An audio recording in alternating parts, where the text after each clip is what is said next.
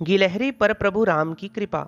कहा जाता है कि जब लंका विजय के लिए नल नील समुद्र पर सेतु बनाने में लगे थे और अपार वानर भालू समुदाय गिरी शिखर तथा वृक्ष समूह ला लाकर उन्हें दे रहा थे, एक गिलहरी भी मर्यादा पुरुषोत्तम के कार्य में सहायता करने वृक्ष से उतरकर वहां आ गई। नन्ही सी गिलहरी, उससे ना वृक्ष की शाखा उठ सकती थी और ना शिलाखंड, लेकिन उसने अपने उपयुक्त एक कार्य निकाल लिया। वह बार बार समुद्र के जल में स्नान करके रेत पर लोटपोट होती और सेतु पर दौड़ जाती। वहां वह अपने शरीर में लगी सारी रेत झाड़ देती और फिर स्नान करने दौड़ती। अविराम उसका यह कार्य चलता रहा। महापुरुष तथा शास्त्र बतलाते हैं कि भगवान साधन साध्य नहीं है। जीव का महान से महान साधन उन सर्वेश्वर को ना तो विवश कर सकता है और ना उसकी प्राप्ति का मूल्य बन सकता है। इसलिए किसने कितना जप तप आदि किया, इसका वहां महत्व नहीं है। जीवनिष्ठ साधन तथा भगवनिष्ठ कृपा के सहयोग से भगवत प्राप्ति होती है, यह महापुरुष कहते हैं। किंतु भगवान तो नित्य कृपा के अनंत अनंत सागर हैं।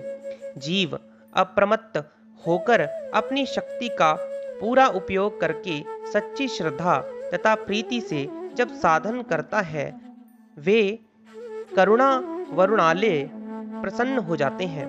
कितने समय या कितना साधन किसी ने किया, यह प्रश्न वहां रहता नहीं। भगवान प्रसन्न होते हैं, वे नित्य प्रसन्न जो है। गिलहरी की चेष्टा बड़े कुतूहल से, बड़ी एकाग्रता से मर्यादा पुरुषोत्तम देख रहे थे। उस क्षुद्र जीव की और दूसरे किसी का ध्यान नहीं था। किंतु कबीरदास जी ने कहा है ना, चींटी के पग घुंघरू बाजे सो भी साहब सुनता है। श्री राघवेंद्र ने हनुमान जी को संकेत से पास बुलाकर उस गिलहरी को उठा लाने का आदेश दिया। हनुमान जी ने गिलहरी को पकड़कर उठा लिया और लाकर रघुनाथ जी के किस लय कोमल बंदूक कारुण हाथ पर रख दिया उसे।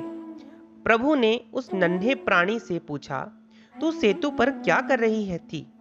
तुझे भय नहीं लगता कि कपियों या रीछों के पैर के नीचे आ सकती है, या कोई वृक्ष अथवा शिलाखंड तुझे कुचल दे सकता है?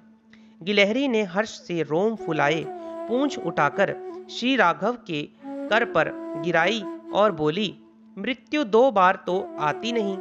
आपके सेवकों के चरणों के नीचे मेरी मृत्यु हो जाए, यह तो मेरा सौभाग्य होगा।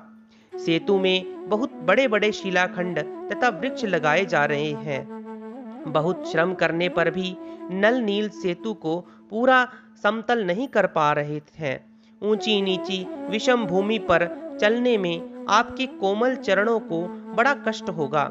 यह सोचकर पुल के छोटे छोटे गड्ढे में रेत से भर देना प्रयत्न कर रही थी। मर्यादा पुरुषोत्तम प्रसन्न हो गए। उन्होंने वाम हस्त पर गिलहरी को बैठा रखा था। उस क्षुद्र जीव को वह आसन दे रखा था जिसकी कल्पना त्रिभुवन में कोई कर ही नहीं सकता। अब दाहिने हाथ की 3 अंगुलियों से उन्होंने गिलहरी की पीठ थपथपा दी। कहते हैं कि गिलहरी की पीठ पर श्री राम की अंगुलियों के चिन्ह स्वरूप 3 श्वेत रेखाएं बन गई और तभी से सभी गिलहरियों को वह रेखाएं भूषित करती हैं। बोलिए श्रीमन नारायण भगवान की जय।